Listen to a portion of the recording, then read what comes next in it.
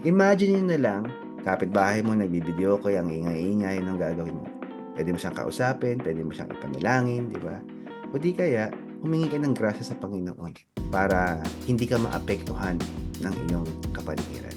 Pag-usapan naman natin ng demonstrating the fruits of the Spirit. Galatians 5:22 to 26. But the fruit of the Spirit is love, joy, peace, forbearance, kindness, goodness, faithfulness, gentleness, and self-control. Against such things there is no law.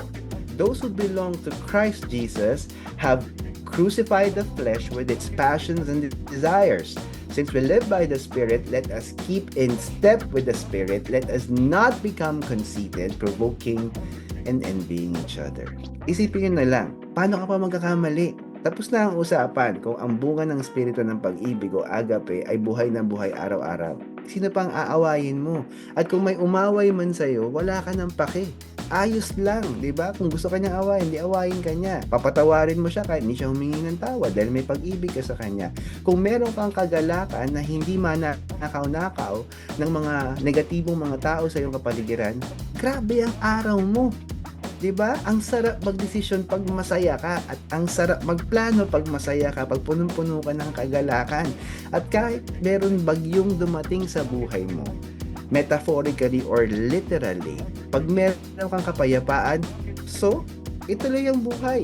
Hindi dapat huminto dahil may bagyo, may hangin, 'di ba?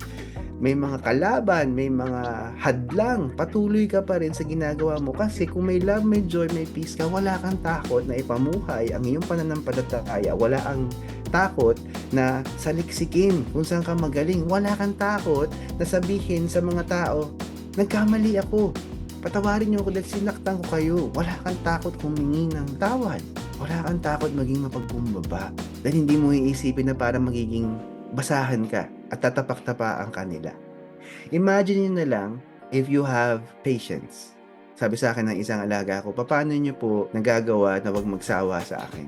Hindi ba ako nakakasawa? Dahil paulit-ulit na lang ako. Sabi ko sa kanya, bakit ako magsasawa? Ang Diyos ka hindi nagsawa sa akin eh. Ang dami kong nagagawang sablay pero hindi sumuko ang Diyos sa akin.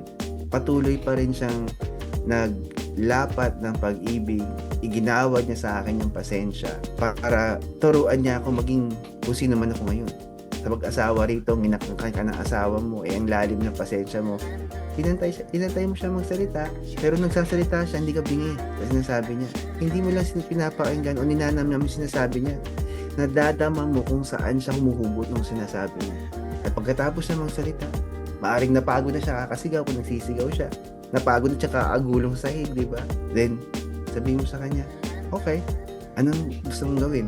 Ano yung pwede nating pag-usapan? Di po ba mas maganda kung ganun ang tahanan? At syempre, dahil sa iyong ehemplo, magiging ganun yung tahanan nyo. Mag-uumpisa ng pagbabago doon sa tahanan. Di ba? Ang dating sigawan, papalitan ng tawanan. Ang dating pag-aaway, papalitan ng pagmamahalan. Yun ang gusto ng Panginoon eh. Bawat tahanan nagkakaisa. Kung may pasensya sa bawat tao sa bahay. And then of course, if there's goodness, tapat yung mga kasama sa bahay, 'di ba? Gentle yung treatment sa bawat isa, 'di ba? Mahinahon yung pag-uusap, may yakapan, may haguran ng likod, 'di ba? Something like that. At syempre, kapag nagkaroon ng problema sa bahay, nagkamali yung anak natin, nagkamali yung asawa natin, hindi ka nawa-wild. 'Di ba? Hindi mo sasaktan yung bibig mo, yung sinasabi mo, it's still gentle, filled with love, and there is self-control. Ang taong pumalpak at nagkasala, hindi niya kailangan ng paggalit, kailangan niya pag-ibig. At yan yung kalidad ng pagbabago na ituturo ng Panginoon sa atin.